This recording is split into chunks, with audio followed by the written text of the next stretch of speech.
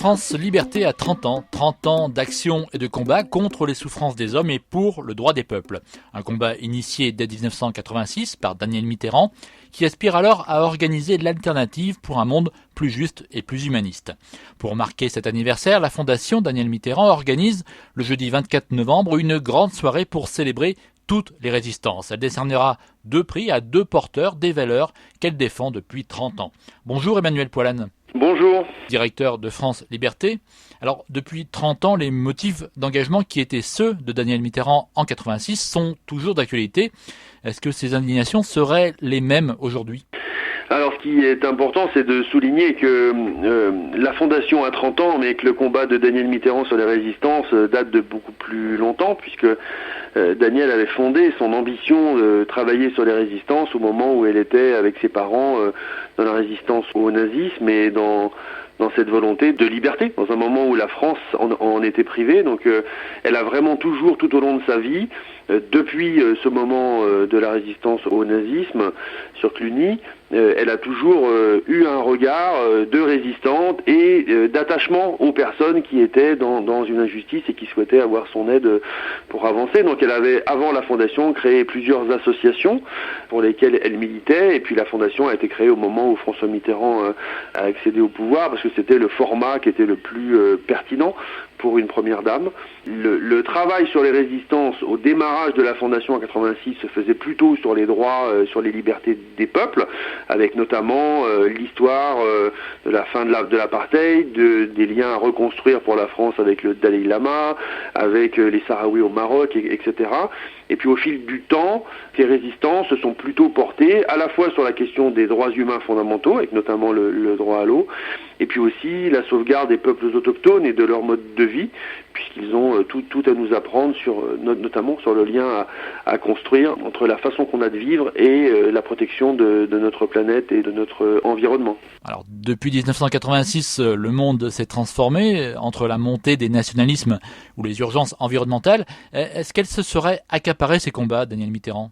Absolument, parce que Danielle gardait toujours cette volonté d'éclairer les injustices fondamentales des peuples. Donc je sais qu'on a beaucoup travaillé par exemple sur le Chili, sur la Bolivie, sur le Brésil à l'époque, mais aussi assez récemment sur le peuple Juma en Indonésie. Donc aujourd'hui on est clairement dans la volonté d'éclairer toutes les résistances, qu'elles soient liées à des résistances directes comme au Kurdistan, comme vis-à-vis de Daesh, comme vis-à-vis du terrorisme, etc., mais aussi contre le modèle économique omnipotent qui écarte trop souvent les femmes et les enfants et les hommes des réalités qui l'imposent. Donc voilà, c'est quelque chose qui est global et qui mérite une attention particulière pour faire qu'on imagine demain un monde plus humaniste et plus juste. Le jeudi 24 novembre, donc, vous célébrez cet anniversaire. Vous allez mettre à l'honneur 2 porteurs des combats de la Fondation, le collectif Alternatiba et l'écologiste indienne Vandana Shiva. Pourquoi ces choix ? Quelles idées portent-ils tous les deux ? Alors la volonté de la Fondation dans la remise des prix de Danielle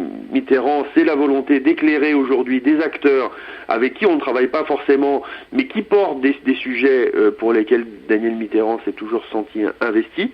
Donc c'est pour ça qu'on a choisi pour le prix collectif, le collectif Alternatiba, qui porte depuis plusieurs années la volonté d'expliquer l'ensemble des alternatives qu'il y a aujourd'hui sur la planète pour faire en sorte de lutter contre le changement climatique avec des modes qui soient plus humains et plus engageants pour la population, pour faire que chacun puisse se sentir acteur de la lutte contre le changement climatique. Et puis la seconde récipiendaire, donc là c'est toujours une personnalité pour le prix spécial Danielle Mitterrand. Donc là on a choisi cette année Vandana Shiva, qui est une militante indienne, travaille depuis très longtemps sur la question de la protection des semences, sur le fait que les populations indiennes puissent elles-mêmes travailler sur leurs propres semences pour faire en sorte d'être libres de produire les légumes et les fruits qu'ils souhaitent et de trouver cette indépendance qui est absolument nécessaire dans des périodes où il y a une pression très forte des grandes entreprises multinationales semencières qui veulent s'accaparer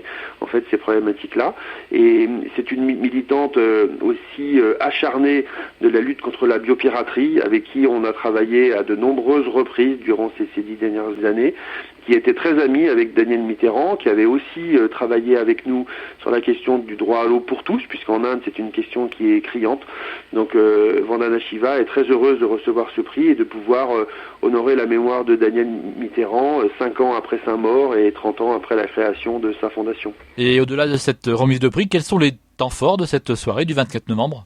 Alors il y a vraiment 2 temps forts, il y a la remise du prix qu'on vient d'évoquer et juste avant il y aura donc une agora sur les résistances.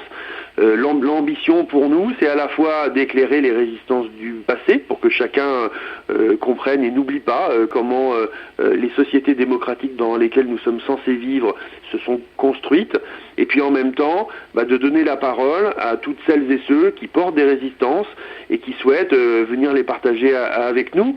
On est dans un moment un petit peu sombre sur la planète où on sent bien qu'il y a des risques de dérive et des risques de guerres toujours plus nombreuses et donc l'ambition de cette agora sur les résistances, c'est de faire que tous les acteurs porteurs de résistance se sentent soutenus les uns les autres et qu'on puisse fédérer, je dirais, c'est cette ambition qu'on a de promouvoir un monde plus juste, un monde plus humain, pour qu'on soit fier de construire la société dans laquelle on est et qu'on n'ait pas l'impression de la subir et de subir le diktat de l'argent. C'est quelque chose qui était très important pour Daniel Mitterrand.